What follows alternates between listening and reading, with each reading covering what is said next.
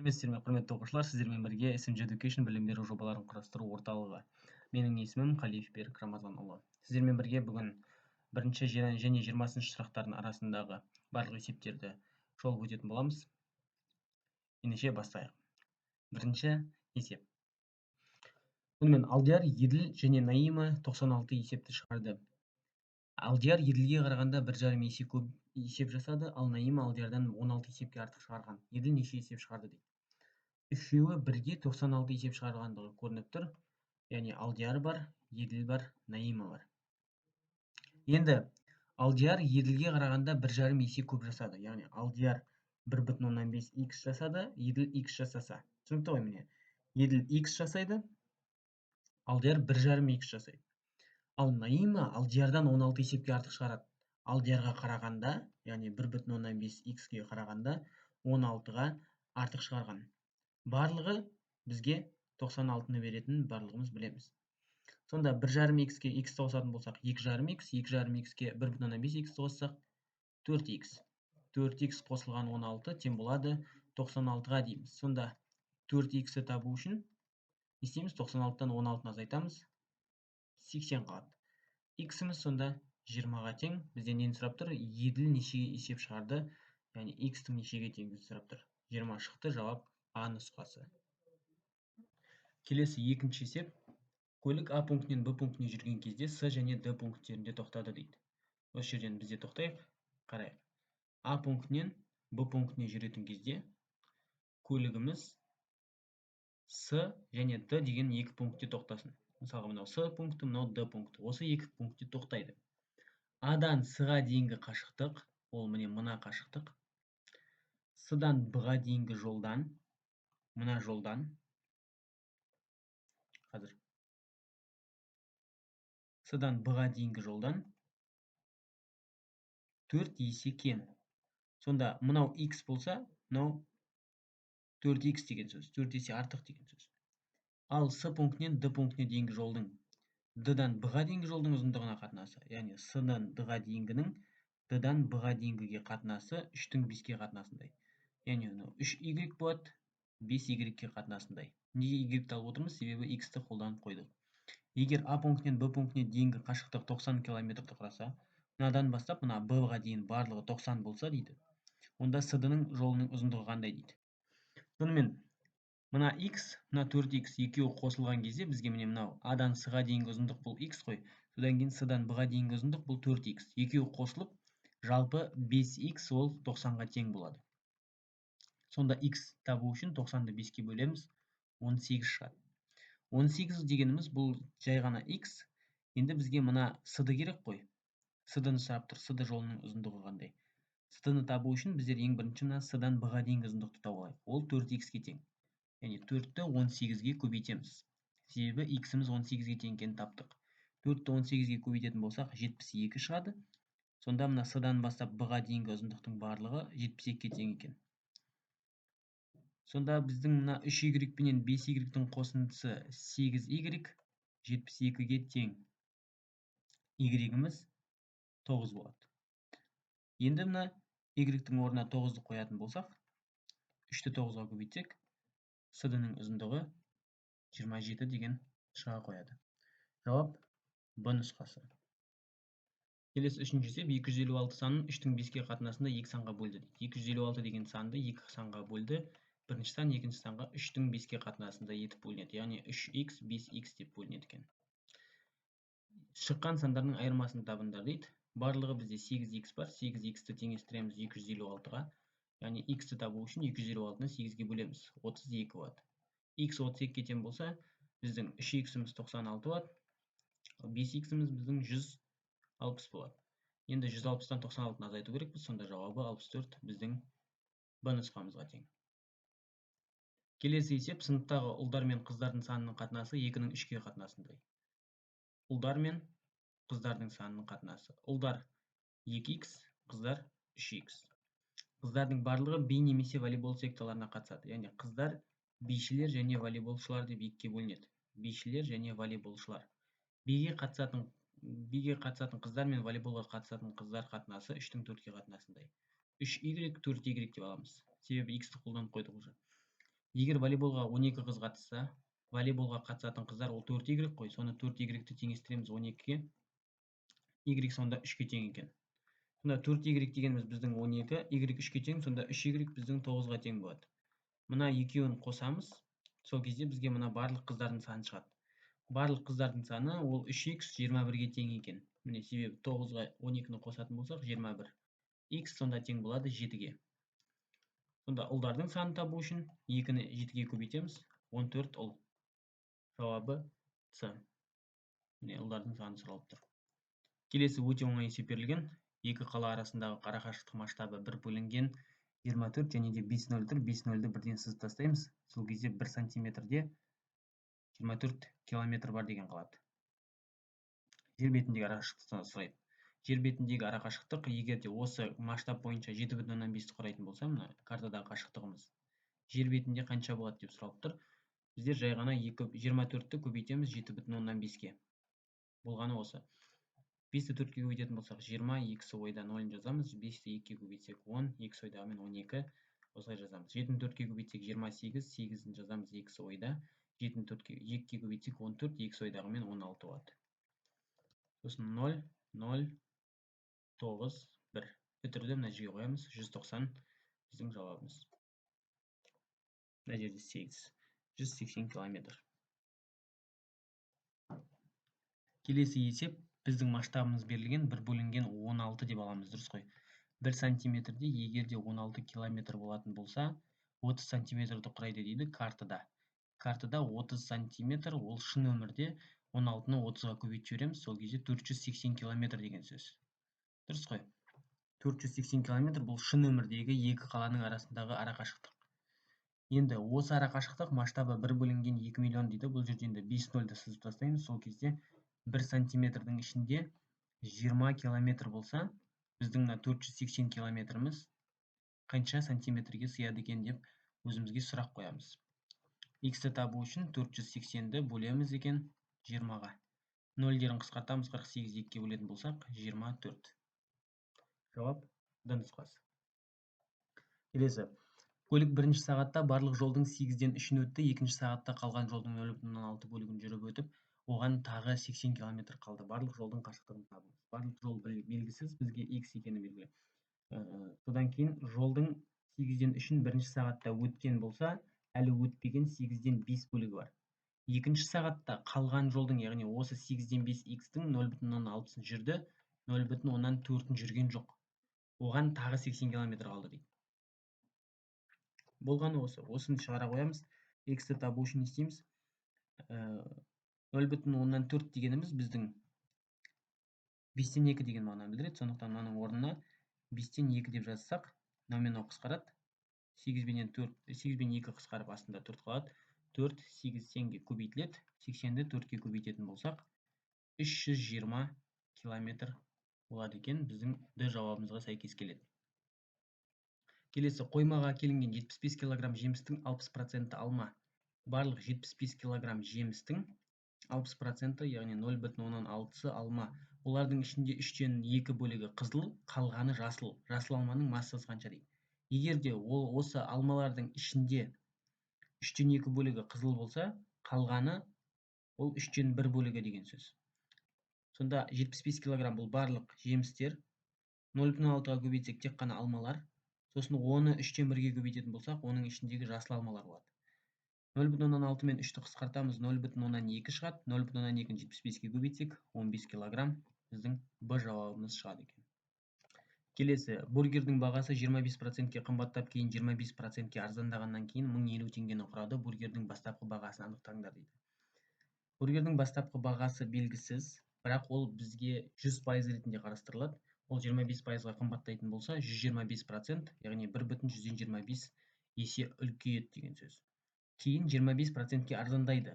Осы соңында шыққан баға қайтадан біздің жаңадан шығатын 100%-ымыз, сондықтан 25%-ке арзандаған кезде 0,175-ке көбейтеміз.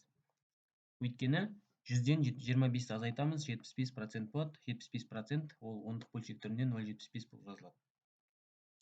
Сол кезде 1050 теңгені құрады дейді. Бургердің бастапқы бағасын анықтаңдар. X көбейтілген 25 1/125 дегеніміз 1/4-тен 1 немесе 4-тен 5 деп жазсақ болады. 100-75 дегенді 4-тен 3 деп жазамыз. Сонда тең болады 1050-ге. X-ті табу үшін 1050-ді біздер көбейтеміз мына 2-4-ке, себебі екеуі бөлініп тұр. Сол жағында 10 жаққа көбейту болып барады. Ана үстінде тұрған 5 және 3 ол бөлініп барады. 1050 менен 5-ті қысқартатын болсақ, мына жерде 10-нан аламыз. 2, 1, 0, 210 болады. 210 менен 3-ті қысқартатын болсақ, 70 болады. 70-ті 4-ке көбейтеміз, 280. 280-ді мына 4-ке көбейтсек, 1120 теңге ол С нұсқасы шығады екен. Келесі, кітапта 640 бет бар. Бірінші күні 30% оқыса, екінші күні қалған кітаптың 25% оқыса, оған оқуға қажетті беттер саны қанша дейді. Осыған дейін шығарған есеп секілді, бірақ та бізге 640 бет бар екені белгілі. Оның 30%-ын оқып тастады бірінші күні, яғни 70%-ын 0,7-сін әлі оқыған жоқ. Екінші күні қалған кітаптың, осы қалған кітаптың 25%-ын оқыды, 75%-ын әлі оқыған жоқ, 0,75-ін. Оған оқуға қажетті қанша бар, осыны табу керекпіз. Соңында 640-ты көбейту керекпіз, тек қана 10-нан 7-ге көбейту керекпіз, 4-тен 3-ке. Сонда 10 менен мына 0 кетіп қалады. 64 менен 4-ті қысқартатын болсақ, 16 қалады. 16 менен 3-ті көбейтеміз, 48. 48-ді 7-ге көбейтсек, 48 көбейтілген 7, бұл бізге нешені береді? 280 қосылған 56 ғой. 336. Сонда жауап А нұсқасы. Келесі есеп бізде тек қана рационал сандармен жұмыс істеуді көріп тұрмыз. Сондықтан алымнан бірінші мән берейік. Минус 23,8 плюс 31,4. Таңбалары әртүрлі болып тұрғандықтан үлкен саннан кіші сан азайтылып, үлкен сан таңбасы қойылады. Бұл жерде үлкен сан таңбасы плюс, яғни оң сан шығады деген сөз. Енді қараймыз. 31,4-тен азайтылады 23,8. 4-тен 8 алынбайды, 14-тен 8 алатын болсақ 6, 10-нан 3-ті азайтатын болсақ 7. Мына жақта еш нәрсе қалмайды, 7,6 деген сөз. 7,6 таңбасы плюс болып қала береді. 7,6, осы жерге жазып қояйық. Сосын бөлімінде. Бөліміне көшетін болсақ, мына плюс амалы мен минус амалы бізге минусты береді. 18,6-дан 14,8 азайтылып тұр. Бұл жерде 3,8 шығады. Тең болады.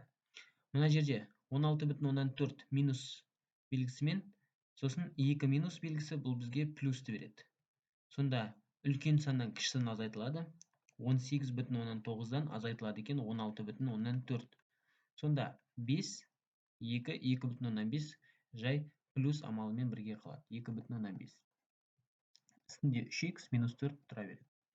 7,6-ны 3,8-ге бөлетін болсақ, дәл 2 шығады. Мына 2,5 соған көбейтіліп келеді. 2,5 болып, сонда 5 шығады деген сөз. Ең соңында 3х минус 4, ол оң жағында жалғыз өзі қалады. Сол жағында 5 тұр. Яғни оны орындарын алмастырып, тең болады 5 деп оң жағына жазып қойсақ та болады. 3х-ті табу үшін минус 4-ті оң жаққа қарай жібереміз, плюс 4 қылдырып. Сонда 5 пен 4 бізге 9-ды береді. 3х 9-ға тең болса, х ол 3-ке тең деген сөз. Жауап С нұсқасы. Келесі, егерде 10 жұмысшы жұмысты 3,5 айда жасаса, 14 жұмысшы осы жұмысты неше айда жасайды? 10 жұмысшы 3,5 айда жасайды. 14 жұмысшы қанша айда жасайды деп сұрақ қойылып тұр. Бұл кері пропорция. Неге кері пропорция? Себебі жұмысшылардың саны көбейетін болса, біздің жұмысымыз жасауға кететін уақыт азаяды. Сондықтан кері пропорцияны шығару үшін 10 менен 3,5-ті көбейтеміз. 35 болады. Соны бөлеміз 14-ке. 35 менен 14 қысқарады. 7-ге 5 бөлінген 2 болады, немесе 2,5. Жауап Б нұсқасы болады. Келесі есеп, амалдарды орындаңыз дейді. Бұл жерден көріп отырғанымыз біздің жақша бірінші орындалады. 2,15-тен 7-ден азайтамыз екен 12-ден 5-ті. 2 орында қалады. 15 пен 12-ның ортақ бөлімі 60. 60-ты 15-ке бөлсек 4, 60-ты 12-ке бөлетін болсақ 5. Сонда 28-ден азайтылады 25, 3 қалады. 2,60-тан 3 дегенді 2,20-дан 1 деп қысқартып жазсақ та болады, немесе бұл бұрыс бөлшектерінде 20-дан 41 болады. Енді қарайық. Осы есепті дұрыстап жазып аламыз. 2,3-тен 1 қосылған 4,1 дегеніміз бұл 41 бөлінген 10. Бөлудің орнына көбейту жазамыз. Сол кезде 20-дан 41, ол 41-ден 20 болып өзгереді. Көбейтілген 6-тан 5 тұр.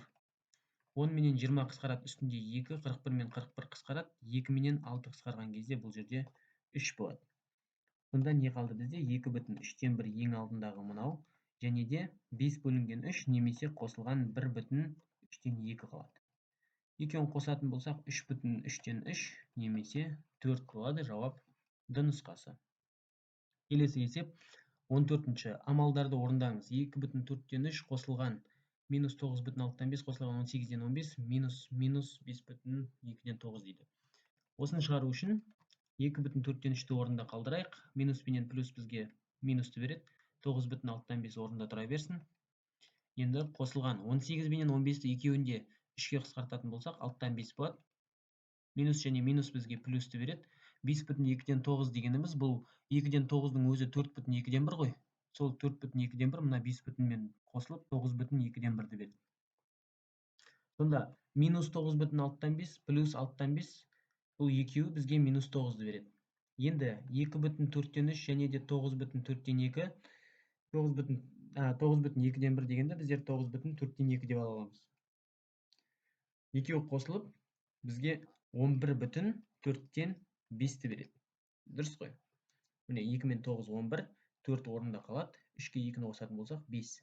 11/4-тен 5 немесе 12/4-тен 1 деген сөз. Себебі 4-тен 5 дегеннің өзі ол 1/4-тен 1. Мынаумен қосылып 12/4-тен 1-ді береді. Сонда бізде ең соңында минус 9 және де 12/4-тен 1 қалды. 12/4-тен 1 дегенді 12/125 деп жазсақ болады. Сосын минус 9 тұр. Яғни азайтатын болсақ 3/125 қалады екен біздің А нұсқамыз.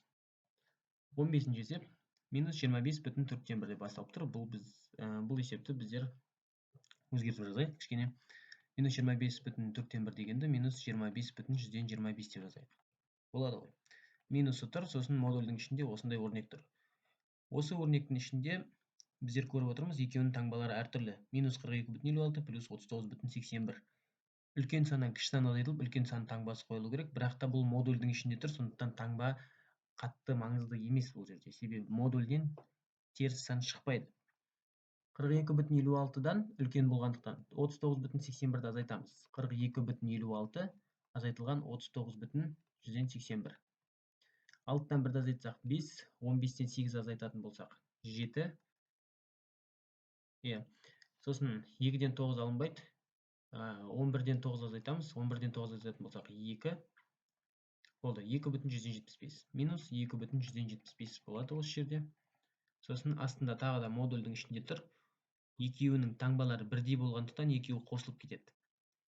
Минус 12/10-4 қой мынау. 5-тен 2 дегеніміз 10-4. Сондықтан минус 19/185 болады. Бірақ ол 19/185 болып жай шығады, себебі минусы модульменен кетіп қалады.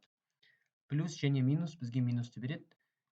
54/20-дан 17 дегеніміз алымын бөлімін екеуін 5-ке көбейтетін болсақ 100-ден 85 болады. Бөлу амалы тұр, бөлуді көбейтуге айналдырамыз. 1/5-тен 3 дегеніміз ол 5-тен 8 көбейтуге айналдырғандықтан 8-ден 5 болады. Мына алдындағы минус таңбасын ең алдына шығарып жіберейік, минус қылдық. Енді жасаймыз.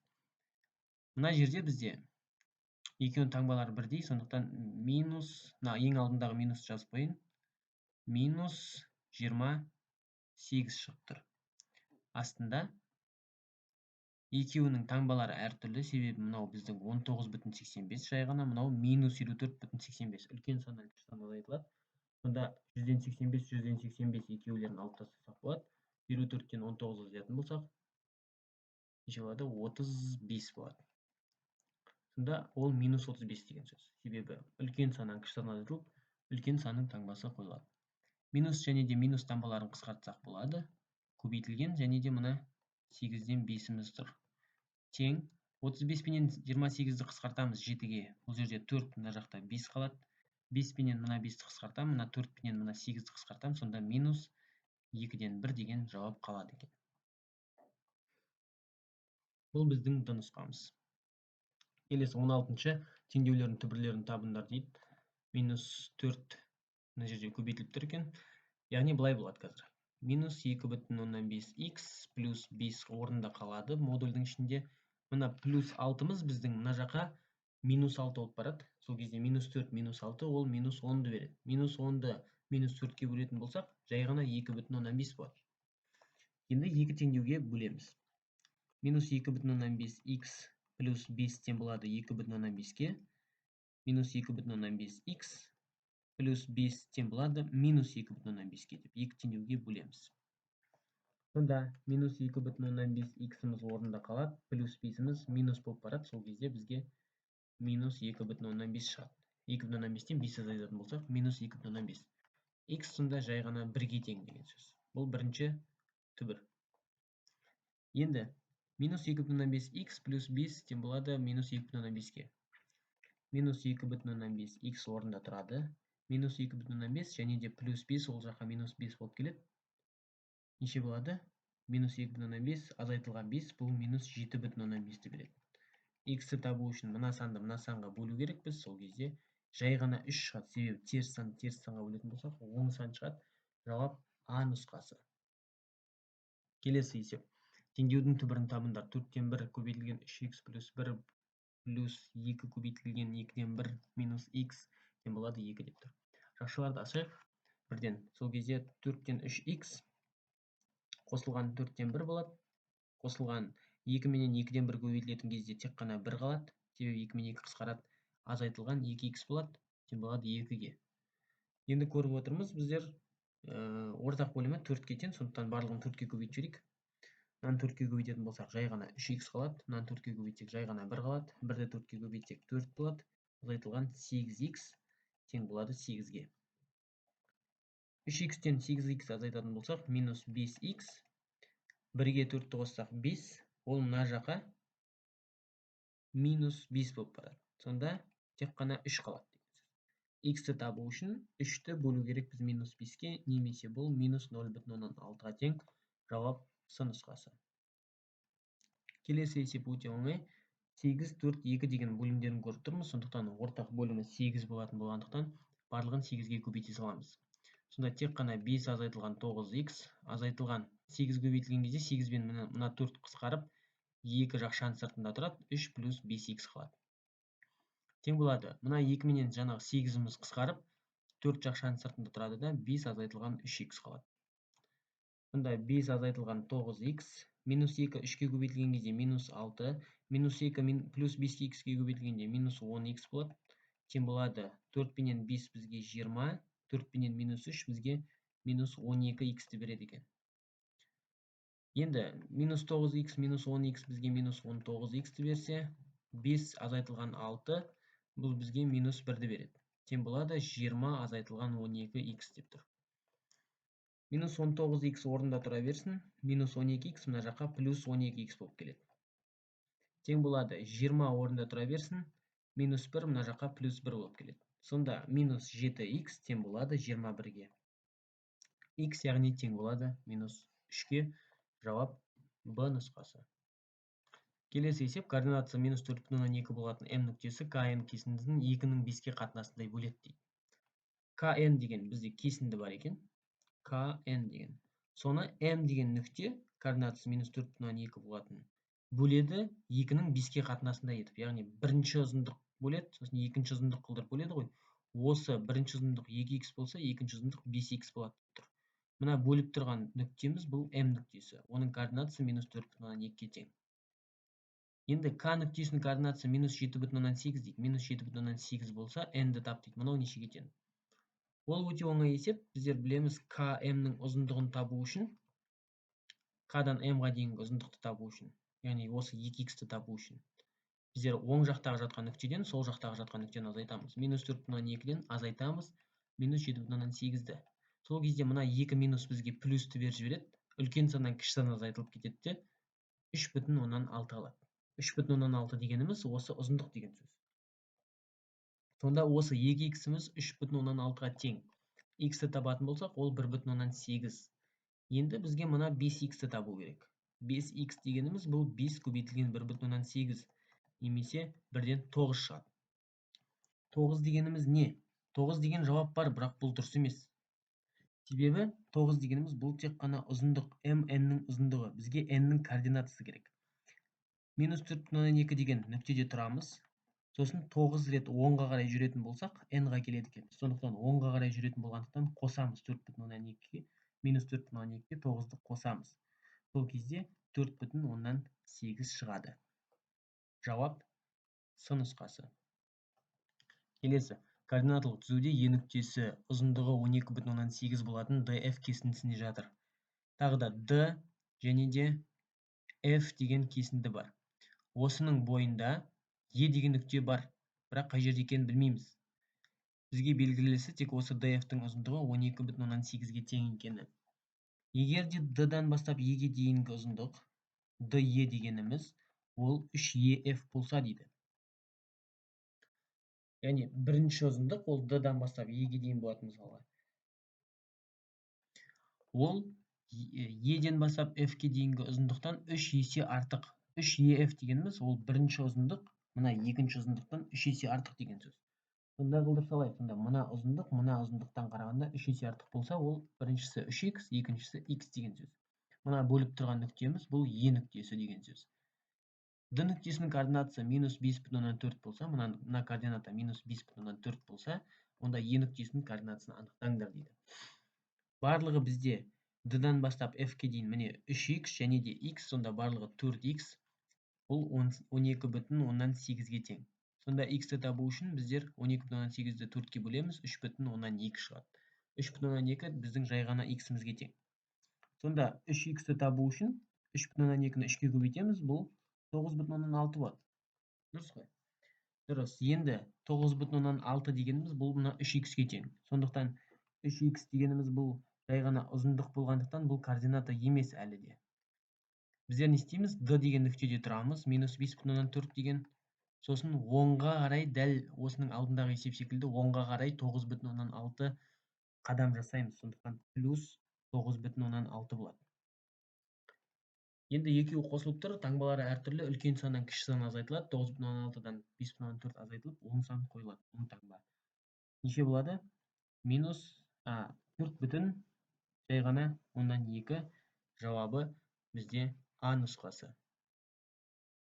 Сіздерге барлығы түсінікті болды деп ойлаймын. 21-ден бастап 40-шы сұраққа дейінгі барлық есептердің шолуларын келесі видеодан күтіңіздер.